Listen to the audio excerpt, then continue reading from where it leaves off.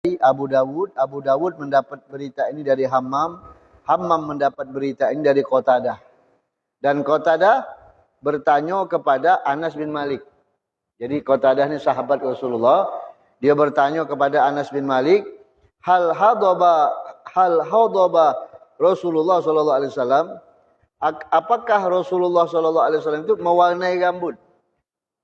Jadi Qatadah bertanya kepada Anas bin Malik, apakah Nabi Muhammad itu rambutnya diwarnai dengan pacar? Qala, maka Anas bin Malik menjawab, lam yablu zalik, belum pernah aku nyampe hal itu. Maksudnya belum pernah aku nyingok. Belum pernah mendengar dan belum pernah nyingok. Innama kana syaiban, akan tetapi sesungguhnya ada uban.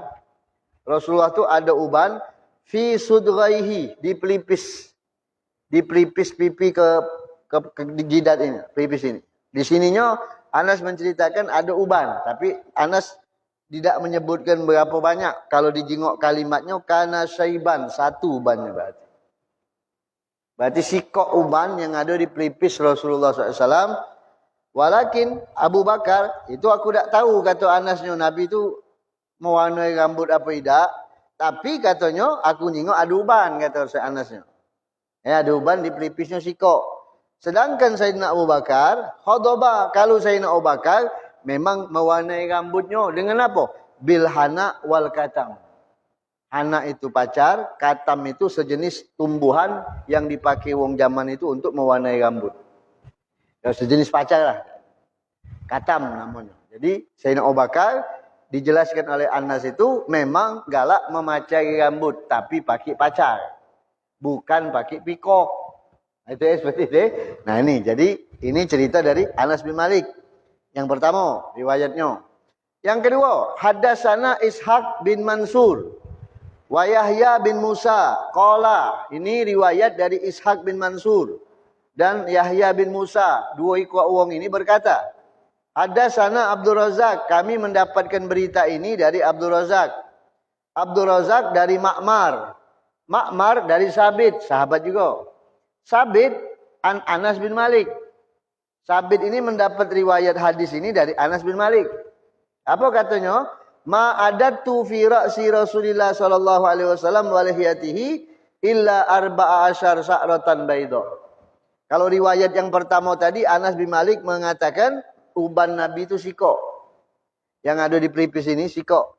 Dalam riwayat ini Rasul dia mengatakan aku tidak pernah menghitung di rambut Rasulullah itu dan di jenggotnya beliau kecuali ada 14 ikok rambut yang berwarna putih, uban.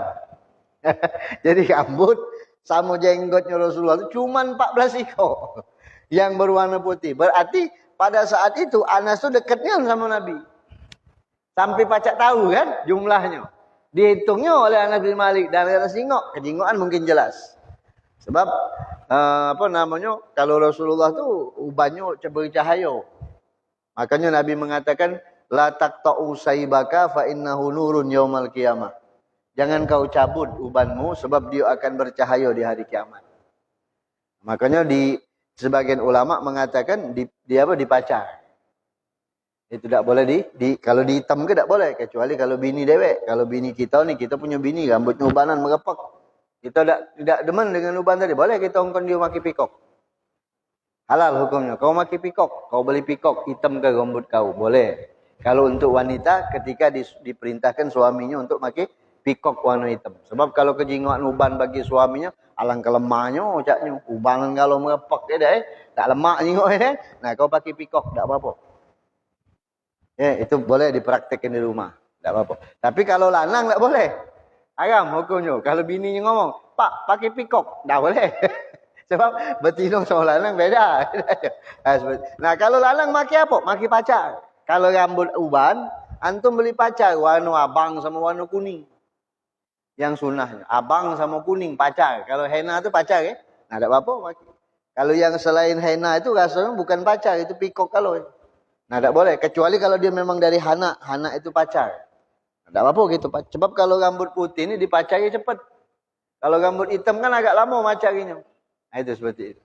Memang ada nian wong yang uban tu lambat tumbuh tu ada nian.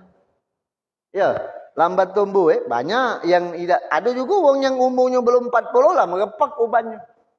Ada juga, ya. Kata kau bulu hidung lah ubanan kalau. Oh, saya kenyang kejinguan.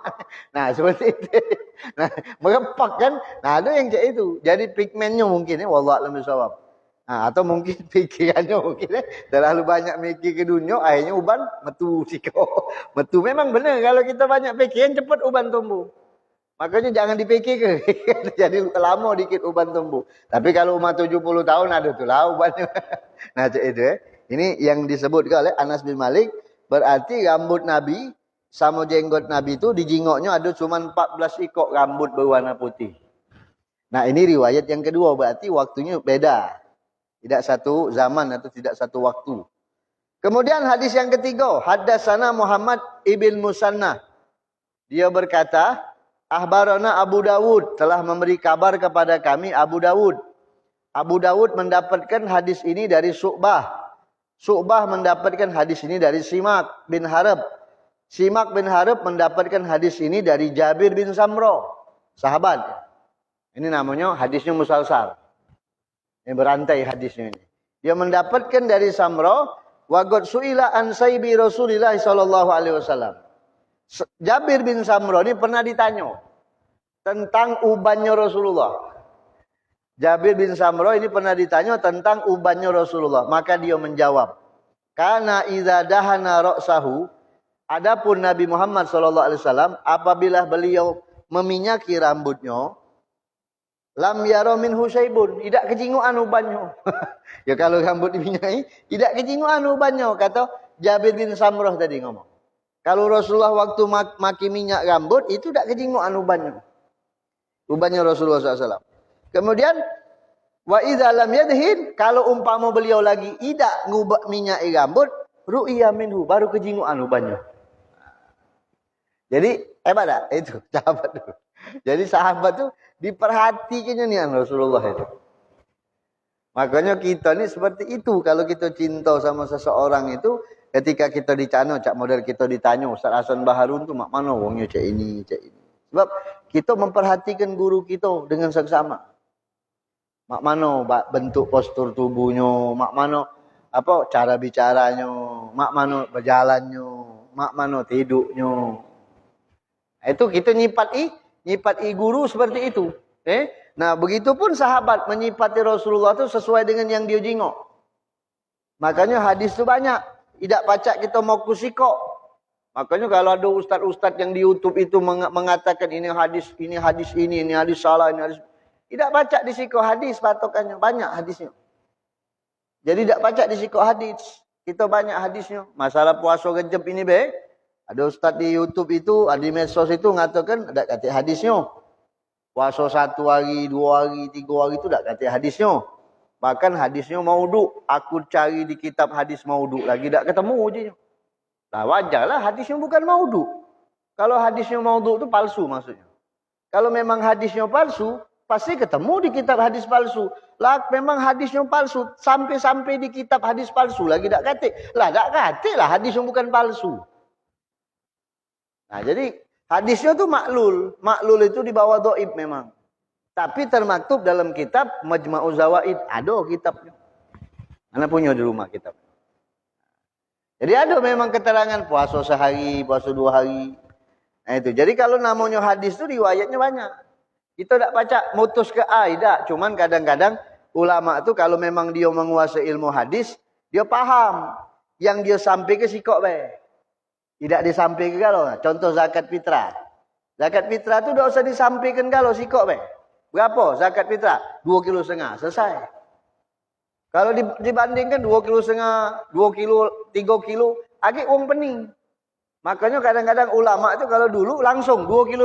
Tak kata lagi 3 kilo, 2,5 kilo patokannya. Sudah. Jadi kan tak bingung wong. 2,5 kilo, 3 kilo mak mano. Itulah. Cuman manusia ni itulah. Karena banyak tanya tadi, akhirnya megat ke dewek. Itu. Makanya para ulama dulu tu, apalagi ulama hadis, kalau dia sudah memutuskan sikok, tidak ditemukan dari Rasulullah ketika wafat, kecuali 20 helai rambut uban Rasulullah SAW. Patoknya sikok sudah selesai. Tidak lagi matok yang lain. Cuman beliau ini yang ahli hadis tidak nyalakan hadis yang lain. Yaitu, sebab kan hadis itu kan 3. Sahih, hasan, dhaif. Cuman 3 bagian hadis itu. Baru ada pecah-pecahannya. Nah yang 3 ini sumbernya. Sahih, kalau sahih tidak usah diragukan lagi. Kalau hasan, ini terjadi perdebatan antara ulama fikih. Kalau dhaif, itu juga lemah sanadnya. Tapi bukan berarti tidak ada benar. Cuman sanadnya biar lemah. Putus. Dapat 3, dapat 4, dapat 5, putus sanadnya. Sudah selesai. Jadi, nah penjabaran hadis itu banyak. Makanya banyak riwayatnya tentang Rasulullah SAW itu. Kemudian hadasana Muhammad bin Amr bin Walid Al-Kindi Al-Kufi. Dia mendapatkan hadis ini dari Yahya bin Adam. Yahya bin Adam dapat dari Syarik. Syarik dapat dari Ubaidillah bin Umar. Ubaidillah bin Umar dapat dari Nafi. Nafi dapat dari Abdullah bin Umar. Siapa Abdullah bin Umar? Yang galak disebut dalam hadis Ibnu Umar. Putra daripada Sayyidina Umar bin Khattab radhiyallahu anhu ta'ala. Qala, beliau berkata, innama kana sayyibu Rasulillah sallallahu alaihi wasallam, adalah ubannya Rasulullah itu nahwa min isrina sa'ratan bayda. Kurang lebih sekitar 20 rambut uban deh cuma. Ini yang dibayar. Tadi mengatakan berapa tadi? Tadi ada yang mengatakan 14 lembar, 14 ikor. Ini yang tadi mengatakan kalau dipakai minyak tak kejinguan, kalau tak pakai minyak kejinguan. Memang cak itu ni kan, kalau kita pakai minyak, terbenam rambut uban kita tak kejinguan kan, mingsep ke dalam Tapi kalau rambut tu kering kan galak kejinguan uban itu. Benar sahabat ini ngomong. Dia tak mungkin ngotai. Apalagi mulat apalagi nyegitigo ngotai lagi tak mungkin. Jadi dia nyampaikan apa yang dia tengok. Makanya ada sahabat itu ketika menyampaikan, dijadikan ulama bukan patokan. Cuman dia ijtihad. Ijtihad itu hanya berusaha. Menjelaskan ketika ditanya. Namanya ijtihad. Dia berusaha. Berapa? 14 ikut. Usaha dia. Nah ini tadi sahabat mengatakan kurang lebih sekitar 20 rambut putih. Ini usaha Ibnu Umar radhiyallahu anhu ta'ala. Kalau nak kita tak tahu, kita memang berarti Nabi Muhammad tu indah-indah ni aneh. Kalau cuma rambutnya ubannya 20 ikut, kejinguan tak kira-kira? Tidak kejinguan 20 ikut. Itu masya-Allah Alang kegagah umur 63 tahun wafat uban 20 ikut. Bukannya rambut sama jenggot. Berarti tidak kejinguan ubannya Rasulullah. Wajar kalau ganteng-ganteng luar biasa. Ana punya ustaz, ada salah satu ustaz di Palembang ini. Umurnya 67, 66, 67-an kurang lebih. Rambutnya, ubannya baca dihitung. Di antaranya, ustaz-ustaz di Palembang ini yang ubannya dikit. Usman mungkin tahu, Ustaz Muhsin. Dalam betul tu Itu tua Ustaz Muhsin tu umurnya. Di pojok 65 umurnya. Jangan ubannya dikit Padahal umumnya tu di antara ustaz-ustaz yang ada di Palembang ni, yang dari pesantren Ariyat, keluaran Ariyat galau itu, Ustaz Nagib, Ustaz Umar Abdul Aziz, Ustaz Muhsin, Ustaz Novel Al-Kab Allahyarham, itu keluaran Ariyat galau. Yang paling tua Ustaz Muhsin. Di antara sekian banyak ustaz yang ada di Palembang ni, yang jadi ulama-ulama besar ini, yang paling tua Ustaz Muhsin. Dia dewek ngomong, anak paling tua di antara yang lain. Tapi rambut ubannya dikit banyak. Walaupun ada, cuman tak ada banyak. Kalau yang lain kan kejinguan dari jenggotnya uban kalau putih kan. Tak baca juga memang sudah kudratnya berubanan itu. Uban juga nando ke putih itu nando ke kain kapan. Untuk ingat dengan kain kapan tu warnanya putih. Jadi kita ngingat ke mati kalau ada uban tu, makanya jangan dicabut apalagi dicukur Tapi kalau hitam tak apa-apa diguntingi. Kalau putih jangan seperti. Kecuali kalau umpama sikok 2 tak apa-apa. Kalau sudah banyak itu sudah talak ke sudah. Bukannya kendak kita nak pengen tumbuh uban itu yang berubah. Kan itu Nah itu. Ada wong beruban banyak ni kena maki sampo gonta-ganti katanya wallah alam bisawab tapi. Itu Ini yang kedua. Yang selanjutnya hadasana Abu Quraib Muhammad ibn Ala. Mendapatkan riwayat ini, hadis ini dari Muawiyah bin Hisam. Dapat dari Saiban. Saiban dapat dari Abi Ishaq. Abi Ishaq dapat dari Ikrimah. Tahu tak intum Ikrimah? Ikrimah ni anaknya Zaid bin Harisah. Kalau tidak salah dengan pernikahan beliau dengan ini siapa namanya? Ummu Aiman. Dapat anak namanya Ikrimah. Ikrimah ni kalau dalam sejarah panglima perang paling muda. Ditugaskan Nabi jadi panglima perang yang paling termuda. Kalau tidak salah umur 16 tahun apa 15 tahun dia. Ada yang mengatakan 15, ada yang mengatakan 16, ada yang mengatakan 17 tahun. Panglima perang. Umur sebenarnya itu. Paling muda di zaman Rasulullah. Ikrimah ini. Ikrimah mendapatkan riwayat ini dari Imam Ibnu Abbas. Imam Ibnu Abbas berkata, qala Abu Bakar. Berkata Sayyiduna Abu Bakar Siddiq radhiyallahu anhu ta'ala, ya Rasulullah, qad sibta. Kata Sayyidina Abu Bakar ngomong, wahai Rasulullah, kau telah ubanan. Maksudnya, di palakmu ada uban. Kata Sayyidina Abu Bakar ngomong. Qala, maka Nabi menjawab, sayyabatni Hud wal waqi'ah wal mursalat wa amma yatasaalun wa idza samsu kuwirat. Maksudnya itu ada antum. Yang membuat aku tumbuh uban ini karena aku bingung dan sedih memikirkan surat Hud isinya tentang kiamat. Surat Waqi'ah tentang hari kiamat. Surat Mursalat tentang hari kiamat. Surat Amma Yatasa'alun tentang hari kiamat. Idza samsu kuwirat tentang hari kiamat. Maksud Rasulullah itu beliau sedih, dirundung kesedihan ketika membaca atau memperhatikan surat-surat itu. Maka kata Rasulullah itu garis itulah ubanku tumbuh. Kena sedih tadi.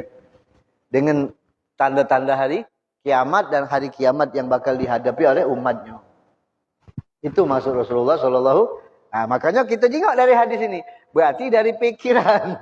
Dari pikiran itulah bisa menumbul uban. Kan kita jengok riwayatnya. Oke, jangan ada pikiran gitu. Kalau kita tak katik pikiran, kerana dibahar gitu. Tetap kita punya pikiran.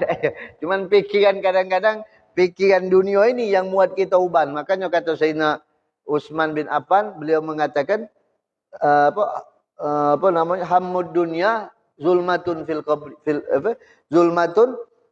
qalbi. Sumpah masalah urusan dunia, itu akan menyebabkan kegelapan dalam hati. Wahammul akhirah, sedangkan kita sumpah mikirkan urusan akhirat, nurun fil qalb. Dia akan memancarkan cahaya dalam hati. Makanya kalau berkaitan dengan dunia, cepatnya antum uban. Tapi kalau Rasulullah, yang beliau pikirkan umatnya. Membaca tentang tanda kiamat, membaca tentang ayat-ayat kiamat. Jadi ketika Sayyidina Abu Bakar ngamuk, ngapakah ubannya Rasulullah? You mikirkan itu. Bagaimana umatku menghadapi kiamat itu? Nah, itu maksudnya dijelaskan oleh Nabi Muhammad SAW. Itu satu riwayat dari sahabat. Kemudian hadasana Ali bin Hujur. Qala anba'ana Su'aib bin Safwan. Telah ngenjuk tahu dengan kami Su'aib bin Safwan. Su'aib bin Safwan dapat dari Abdul Malik bin Umair. Abdul Malik bin Umair dapat riwayat ini dari Iyad bin Luqaid al-Ijli. Iyad bin Luqaid al-Ijli dapat dari Abi Rimsah at-Taimi. Hebat tak?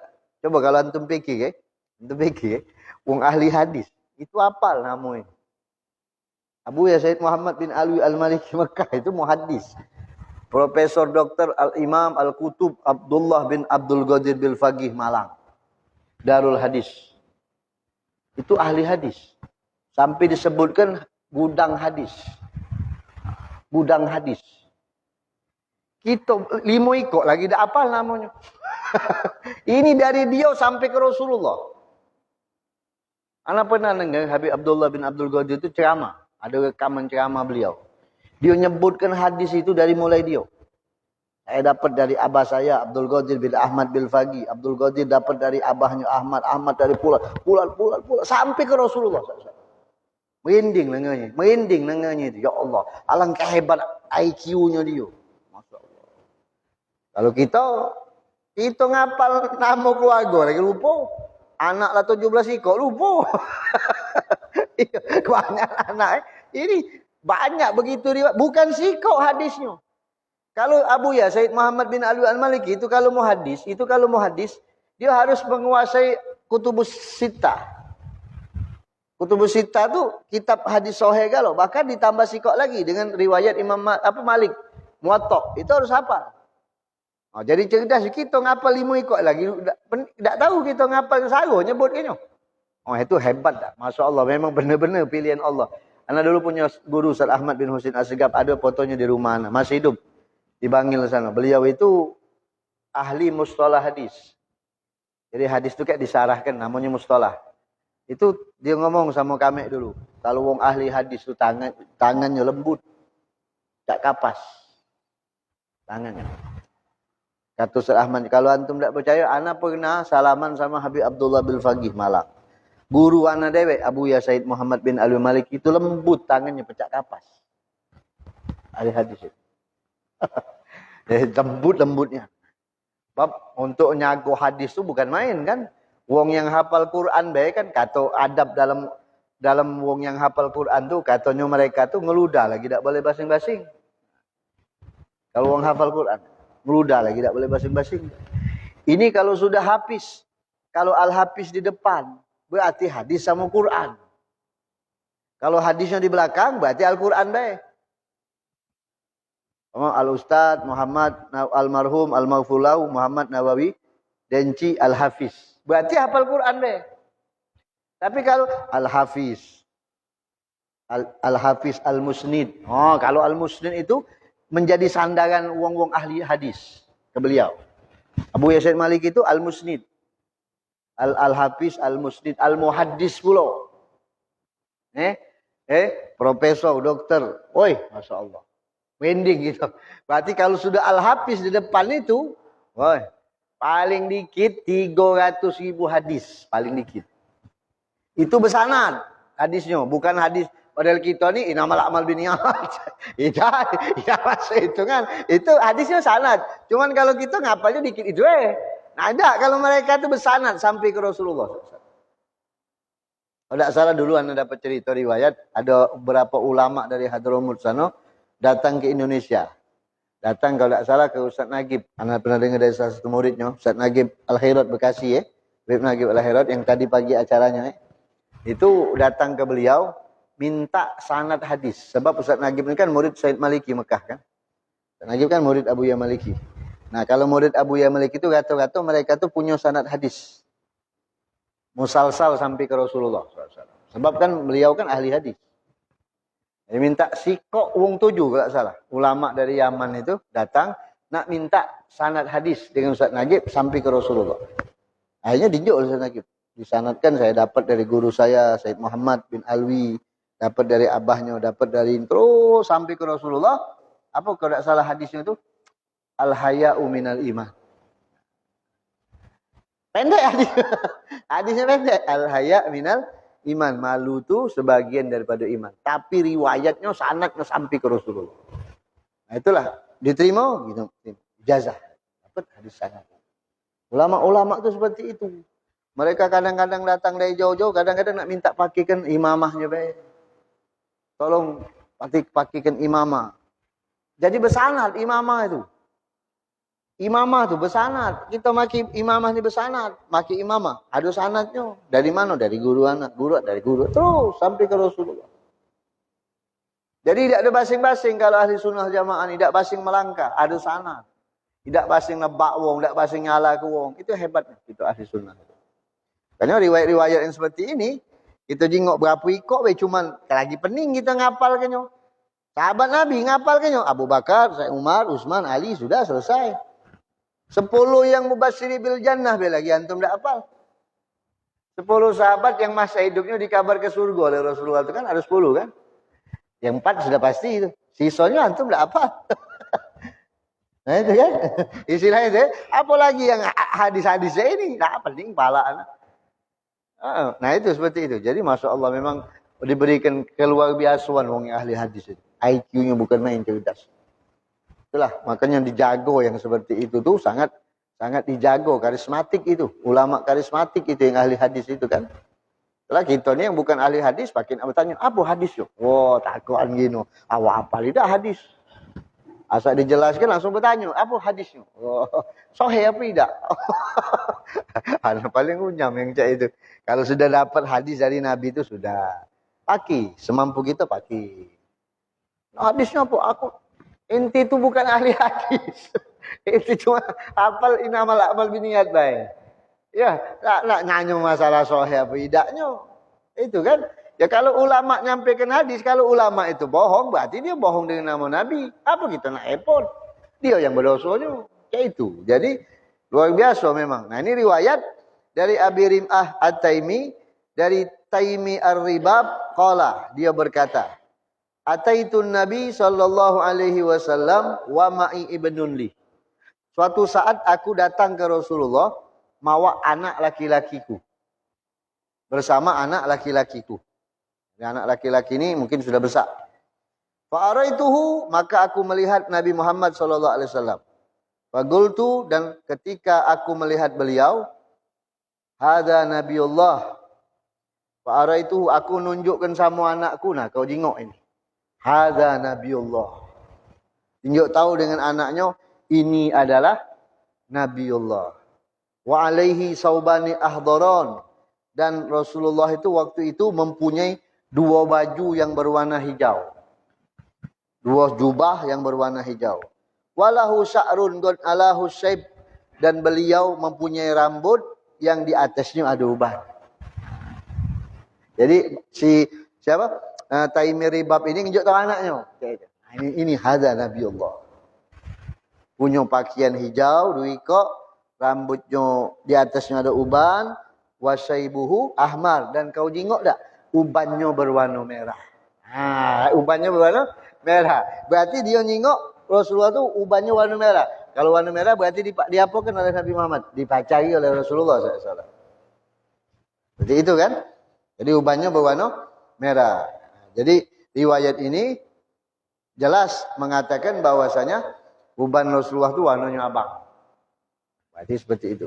Kemudian yang terakhir, dari Ahmad bin Mani, dari Suraid ibn Nu'man, dari Hamad bin Salamah, dari Simak bin Harab, dia berkata, Qila li Jabir bin Samrah, dikatakan kepada sahabat Jabir bin Samrah, akana fi ra'si Rasulillah sallallahu alaihi wasallam saibun, apakah ada di kepala Rasulullah tu uban? Qala, maka Jabir menjawab, lam yakun fi ra'si Rasulillah saibun, tidak ada di atas rambut Rasulullah tu uban, illa sya'aratun fi mupraqi ra'sihi, kecuali rambut-rambut yang ada di belahan-belahan kepalanya Rasulullah. Jadi beliau menyatakan tidak kata uban Rasulullah. Cuman di belahan Nabi Muhammad itu rambut-rambut biasa deh, tidak kata uban. Idza dahana, kalau umpama dilumuri dengan minyak, wa arahun nadduhun, maka aku melihat rambutnya itu berminyak. Tidak nyingok uban. Tidak nyingok uban Rasulullah SAW. Di tengah-tengah, belah rambut ini, apa uji kita ni? Ada belah ini. Nah, itu sebelahnya rambut Rasulullah itu. Rambut-rambut be, tak kata uban katanya. Tapi kalau beliau minyai, ya sudah kejingokan rambut be, kalau tak kata uban. Padahal Nabi itu tua. Rasulullah itu umurnya tua. Seperti itu. Tuh.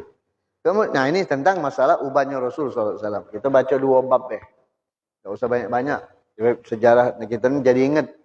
Jadi kita dapat pelajaran dari bab pertama tentang uban Nabi. Riwayat mengatakan, pertama Nabi Muhammad tu ubannya ada di sini.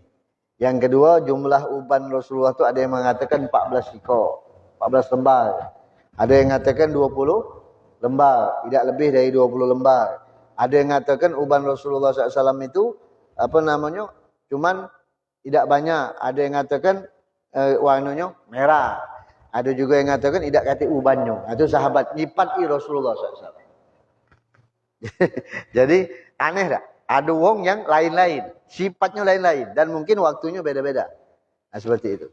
Nah sekarang kita masuk tentang hidupnya Rasulullah. Hal-hal yang berkaitan dengan hidup. Hidup itu mewarnai rambut Rasulullah SAW itu. Tadi kan ubannya Nah sekarang Rasulullah itu mewarnai rambutnya.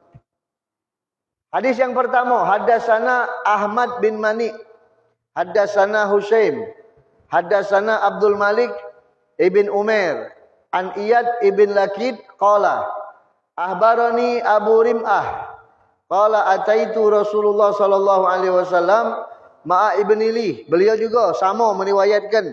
Abu Rim'ah meriwayatkan, aku datang kepada Rasulullah membawa anakku, membawa anak laki-lakiku. Faqala, Ibnu kahadza, lalu Nabi berkata, ini anak laki-lakimu, kata Rasulullah. Ini anak laki-lakimu. Qala na'am asyhadu bihi. Aku bersaksi, memang anak akunya an. Uji siapa? Uji tadi ketika ditanya Nabi, ini anak laki-lakimu? Iya, asyhadu bihi. Aku bersaksi, anak akunya. Bahasa kasarnya tu. Qala, maka Nabi menjawab, la yajni alaik wala tajni alaih. Anak laki-laki ini kejahatannya bukan tanggung jawabmu, kata Rasulullah. Maksudnya sudah balik berarti budak ini. Maksud Rasulullah ngomong, dia ini sudah balik. Bukan tanggung jawabmu kejahatan dia, dan kejahatanmu bukan tanggung jawab dia.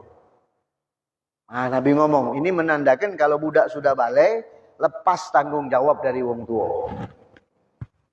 Kemudian Abu Rim'ah mengatakan, wa ra'aitu syib ahmar. Tapi aku melihat uban yang berwarna merah. Berarti nengok di atas kepala Rasulullah ada uban warnanya abang. Tuh yang dia pacari rambut baik, jangan alis. Alis putih pacari juga jangan. Rambut baik. Itu seperti itu. Kemudian yang selanjutnya, Abu Rim'ah ini nama aslinya Rifa'ah. Nama aslinya Rifa'ah. Ada lagi Abu Isa ini, periwayat ini Imam Tirmizi mengatakan ini ahsanu syai'in. Ini hadis riwayat yang paling bagus. Yang paling bagus dalam bab ini. Wa absar, dan lebih lemak untuk ditafsir ke. Li'anna riwayati sahihah, sebab riwayat-riwayat yang sahih, anna Nabi lam yablughi syab. Nabi Muhammad itu tidak sampai beruban. Itu riwayat yang sahih. Ini riwayat hebat. Uji Imam Tirmizi mengomentari hadis ini. Ini riwayat sangat bagus. Kenapa? Riwayat ini bagus, lebih lemak ditafsirkan. Sebab biasanya riwayat yang saya mengatakan Nabi tak kati uban, tapi riwayat ini dia nyingok ada uban warna abang di kepala Rasulullah SAW. Itu ahli hadis tu komentar ini. Kemudian yang kedua, hadatsana Sufyan ibn Waqi' qala hadatsani abi, kata Sufyan bin Waqi' ngomong, aku dapat hadis ini dari ayahku. Ayahku dapat hadis ini dari Syarik. Syarik dapat hadis ini dari Utsman ibn Mauhab. Dia berkata, su'ila Abu Hurairah. Suatu saat Abu Hurairah ditanya, hal hadaba Rasulullah? Apakah Rasulullah itu mewarnai rambut? Mewarnai rambut? Qala, na'am. Abu Hurairah menjawab, na'am. Berarti apa artinya na'am? Iya. Bukan makanan Palembang. Ada makanan Palembang namanya na'am. Tahu tak? Orang Palembang lama tahu na'am. Becak gomak je itu makanan. Tahu gomak? Na'am makanan. Maksudnya na'am itu artinya iyo. Kata Abu Hurairah, iyo. Nah, ini juga apa namanya? Riwayat yang luar biasa kata Abu Isa. Berarti Nabi itu mewarnai rambut. Itu. Kemudian belum ada penjelasannya. Cuman kalau kita jingok dari hadis yang pertama tadi, warnanya apa? Abang. Merah kalau bahasa Indonesianya. Kalau bahasa Palembangnya, abang. Tapi abang juga bahasa Jakarta ada lemak. Dari mana kau? Oh, dari pasar Tanah Merah ada lemak. Dari mana? Dari pasar Tanah Abang. Jadi abang kalau bahasa Arabnya ahmar. Ahmar. Yang kedua, hadisnya yang kedua. Yang ketiga, dari Ibrahim bin Harun. Dia mengatakan, aku mendengar cerita ini dari Nadhr bin Zurarah. Dari Abi Janab, dari Iyad bin Lakid, dari Jahdama. Jahdama ini siapa? Istri daripada Bisir Ibn al-Khasasiyah. Dia berkata, ini riwayatnya wanita. Ana ra'aitu Rasulullah. Aku pernah melihat Rasulullah, kata wanita ini mengatakan, aku pernah melihat Rasulullah yahruju min baitihi. Lagi keluar dari rumah Rasulullah SAW. Yanfudu ra'sahu. Beliau mengibaskan rambutnya. Nabi Muhammad itu mengurai ke rambutnya. Aku melihat Rasulullah mengurai ke rambutnya. Wa qadi tarsala. Ku jingok habis mandi saknya. Basah. Ini kata perawiyah ini wanita ini. Wa bi ra'sihi, dan aku lihat rad'un min hina. Aku lihat di rambutnya ada lumuran dari pacar. Ada lumuran pacar. Kata wanita ini mengatakan, au qala rad'un sakha fi hadha syekh, atau dikatakan rad'un. Rad'un itu ya sama cak tadi, ada semacam jenis pacar di rambutnya Rasulullah SAW. Sakun jadi keraguan fi hadha syekh, di dalam penentuan dari riwayat orang tua ini. Ada yang meragukan hadis ini. Nah, dari dia wanita ini meriwayatkan dia pernah nyingok Rasulullah keluar dari rumahnya dalam keadaan rambut basah dan dijingok dilumui dengan pacar. Itu. Nak maki silahkan, cuman jangan bawa ke pasar, gitu kan? Kalau maki. Kemudian yang selanjutnya Abdullah bin Abdurrahman. Riwayat ini dari hadasana Amr bin Asim. Amr bin Asim dapat dari Salamah. Hamad bin Salamah dapat dari Humaid dari Anas bin Malik. Beliau mengatakan, Ra'aitu sa'ra Rasulullah mahduban. Aku telah melihat rambutnya Rasulullah itu dihidop, dipacari. Ini Anas yang melok 10 tahun dengan Rasulullah. Dia pernah nyingok rambut Rasulullah itu dipacari. Itu dipacari. Sama, yang kedua riwayatnya sama dipacari juga. Nah, berarti kalau kita jingok dalam riwayat ini, dalam kitab ini, pacarnya warna apa? Abang. Tak kata warna kuning. Nah, kalau kita riwayat yang lain, ada riwayat mengatakan warna kuning. Jadi kalau jingok dalam kitab ini berarti warnanya abang. Yang paling sunnah itu warna abang daripada warna kuning. Jingok para ulama-ulama galak macari warna abang. Sampailah di Palembang ni terkenal seorang ulama wali besar. Namanya Al-Imam Al-Ustad Al-Habib Ali bin Alwi Jenggot Abang. Kan terkenal itu. Habib Ali Jenggot Abang. sampai namanya makruf kan. Ya. Itu kan guru-guru rajanya obat itu. Ali Jenggot Abang. Karena jenggotnya abang. Bukan jenggotnya kakak, tak lemak pula. Jenggot kakak. Apa? Abang kan kakak, lain lagi. Itu abang lain. kalau jangan tetap abang, jenggot abang. Jangan jenggot kakak. Kenapa? Kan abang kakak. Oh, itu lain lagi maksudnya. Nah itu, jadi warna merah. Antum yang sudah punya uban, boleh beli pacar warna abang. Harim kita juga boleh. Ongkon maki warna pacar abang. Warna abang atau warna kuning tak apa-apa. Tapi pacar. Kalau rambutnya kan, kenapa kita ongkon? Ya, sebab kan dia pakai jilbab, tak boleh dibuka-buka. Kalau hari minai maki abang, melah-melah rambutnya, tunjuk ke hulu kili, bukan bergaul ini. Mbak sunnah. Iya, cak megaloman ada film megaloman dulu. Nah itu, jangan. Nah, jadi sunnah maki abang atau maki kuning. Cuman ingat, bukan tujuannya nak ngetren segala macam. Mbak sunnah Rasulullah SAW. Nah kalau rambut yang abang hijau, coklat muda, belang-belang itu, tinggal tunjuk saus sama kecap Itu lain ceritanya. Ada budak-budak rambutnya. Miknai kadang-kadang aneh. Anak kecil, masih SD, kadang baru kelas 1 SMP. Sama orang tuanya diongkon ngewarnai rambut. Nah itu tidak bagus itu. Ya, orang tua yang cak itu bukan kita nyalakan ya. Budak ni diajari melakukan sesuatu yang haram dulu. Tak boleh. Itulah rambutnya cepat rusak itu. Kecuali kalau dia tuh umur 17 rambutnya ubanan galau, nah tak apa-apa dia pakai pikok warna hitam. Masih budak kan? Dia tak laku pula umur 17 ubanan galau mengepak kan cak itu. Kalau begitu nak umur 23 nak kahwin rambut ubanan galau, nanda hari mai tu sudah ubanan galau. Nah, kalau dia dihitam ke tak apa-apa. Cuman yuk tahu, aku ni rambut aku ni kalah. Nah, jadi aku ni sebenarnya ubanan galau, cuman kena nak kahwin ni jadi dibikok warna hitam. Tak apa-apa kalau masih muda. Kalau lah tua model kita ni tak salah. Dah sudah ada target waktunya untuk apa? Untuk mengingatkan kita bakal kembali kepada Allah Subhanahu Wa Taala. Ini sunnah yang diajarkan Nabi Muhammad. Sikap bab lagi. Yang berapa sekarang? Baru jam 9 baca sikap tentang celak. Celak tahu celak. Sifat celaknya Rasulullah SAW. Tentang celak yang bagaimana yang diriwayatkan oleh para sahabat tentang celaknya Rasulullah SAW.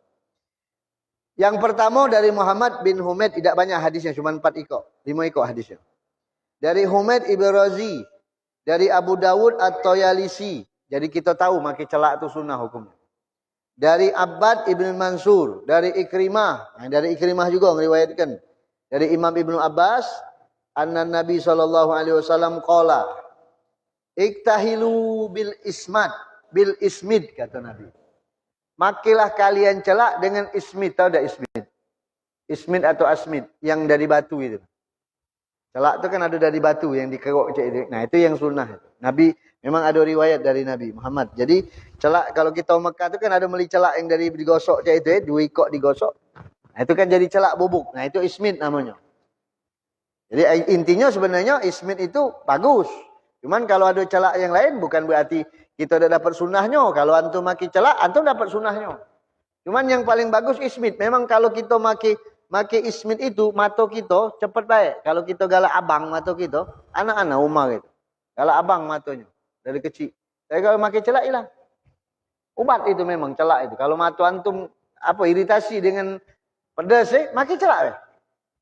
Tapi celak yang asli dari batu itu tadi. Nabi ngomong, pakailah kalian celak dengan ismid tadi. Fa innahu yajlul basar. Sebab dia akan menerangkan pandangan mata, wa yunbitu sa'ar, dan akan menumbuhkan rambut yang botak. Celak itu. Celak ismid itu. Jadi cara makinya kapan? Cara makinya wazama, dan diyakini annan Nabi sallallahu alaihi wasallam bahwasanya Rasulullah sallallahu alaihi wasallam kanat lahu mukhulatun, beliau mempunyai celak, yaktahilu minha, yang dipakai oleh beliau kullalailatin, pada setiap malam, salasatan fi hadhihi wa salasatun fi hadhihi, 3 kali sebelah kanan, 3 kali sebelah kiri. Jadi Nabi makainya nak tidur malam, belah kanan 3 kali. Nanti kalau makai celak ada kacau kan, baca doa Allahumma santahulki fahasin huluki. Kalau kita macam berkacau tu doanya macam itu. Allahumma hasanta hulki fahasin huluki. Allahumma sholli ala sayyidina Muhammad wa ala ali sayyidina Muhammad. Baca satu. Baik lagi sebuah. Baik lagi 3. Lama habis ni. Borek lagi. Cucuk lagi di wadahnya Ketok ke. Bismillahirrahmanirrahim. Allahumma sholli ala sayyidina Muhammad wa ala sayyidina Muhammad. 1 2 3. Lalu berdoa, Allahumma nawwir basari wa basirati wa aslih sarirati. Itu doa maki celak. Jadi ada sunnahnya. Maki celak tu kalau Nabi makinya nak tidur malam. Satu memang pertama sunnahnya dipakai Rasulullah. Kedua bisa menarik perhatian isteri. Kalau maki celak itu. Ada semangat, ada rahasia. Itu pacak numbuh ke rambut, pacak jelaskan pandangan mata. Ini kata Nabi Muhammad SAW. Yang kedua dari Abdullah bin Sabah al-Hashimi al-Basri. Beliau mendapatkan dari Ubaidillah bin Musa. Ubaidillah mendapatkan dari Israel. Israel mendapatkan dari Abbad bin Mansur. Mendapatkan dari Ali bin Juhur. Mendapatkan dari Yazid bin Harun. Mendapatkan dari Abbad bin Mansur. Panjangnya. Mendapatkan dari Ikrimah. Dari Imam Ibnu Abbas, qala ka'anna Rasulullah sallallahu alaihi wasallam yaktahilu qabla ayyanama bil ismid salasan fi kulli ain. Sepertinya Rasulullah itu maki celak sebelum tidur. Dengan menggunakan celak dari ismid tadi 3 kali di setiap mata. 3 kali di setiap mata. Wa qala Yazid ibn Harun, dan berkata Yazid bin Harun dalam hadis ini, innan Nabi sallallahu alaihi wasallam, adapun sesungguhnya Rasulullah, beliau mempunyai celak yang beliau pakai ketika nak tidur 3 kali sebelah kanan sebelah kiri mata. Berarti dikuatkan lagi hadis ini sanad. Satu hadis 2 riwayat dia. Seperti itu Ini Nabi Muhammad mengajarkan kita untuk memakai celak sebelum tidur. Nah, ini sama hadisnya. Sama Alaikum bil ismid. Kalian jangan tinggalkan maki celak ismid itu, celak bubuk uji kita tadi, celak bubuk. Kan kita ni kan sekarang ni ada celak kajol itu. Yang dari cak odol itu. Nah, ini celak bubuk yang bagus ini. Pakai celak bubuk itu bagus. Nah, untuk nerangkan mata, untuk numbuhkan rambut. Pacak ke situ lagi ni. Ya, kalau kita tak tahu Rasulullah tu bukan doktor kita Tapi Nabi Muhammad sampai ke situ. Pacak numbuh ke rambut, pacak nyelas ke mata. Ke situ berlarinya. Sunnah Rasulullah SAW. Ini sama hadisnya. 3 ikut hadis ini bunyinya sama galau. Nabi juga memerintahkan untuk memakai celak bubuk yang akan menerangkan mata dan akan menumbuh ke rambut. Wikok ingatkan fadilahnya. Jadi kalau lu nanya sama antum pakai celak malam sunnahnya sebelum tidur. Apa hadisnya? Memang ada hadisnya. Kata Nabi Muhammad, pakailah kalian celak sebelum tidur. Alaikum bil ismid, kata Rasulullah, qablan naum, sebelum tidur. Sebelum tidur. Sebab dia akan menjelaskan pandangan mata dan akan menumbuh ke rambut. Masya Allah. Allahumma salli wa sallim wa barik ala Sayyidina Muhammad wa ala ali Sayyidina Muhammad. Mudah-mudahan kita bisa mengamalkan sunnah Nabi Muhammad SAW. Ini sunnah galau nih. Sunnah galau. Yang tadi bab apa pertama tadi? Masalah uban. Diwarnakan dengan merah. Itu sunnah galau. Makai celak, sunnah galau. Ini sunnah Rasulullah SAW. Maka kalau kita ngamalkannya, kita dapat bagian daripada sunnah Nabi Muhammad SAW. InsyaAllah, kalau kita sudah melakukan sunnah Rasulullah SAW, mudah-mudahan sedikit banyak kita akan dekat dengan Nabi Muhammad, walaupun secara tidak langsung. InsyaAllah, kita mendapatkan keberkahan dari Allah Subhanahu Wa Taala dengan kita menceritakan tentang apa yang dilakukan oleh Rasulullah dalam keseharian beliau. InsyaAllah kita mendapatkan rahmat dan ampunan dari Allah Ta'ala. Amin. Ya Rabbal Alamin. Wa sallallahu ala sayyidina Muhammad wa ala alihi wa sahbihi salam. Subhana rabbika rabbil izzati amma yasifun. Wassalamun alal mursalin. Walhamdulillah rabbil alamin. Assalamualaikum warahmatullahi wabarakatuh. Ya Rabbana tarafna bi annana aktarafna wa annana ashrafna ala laza ashrafna.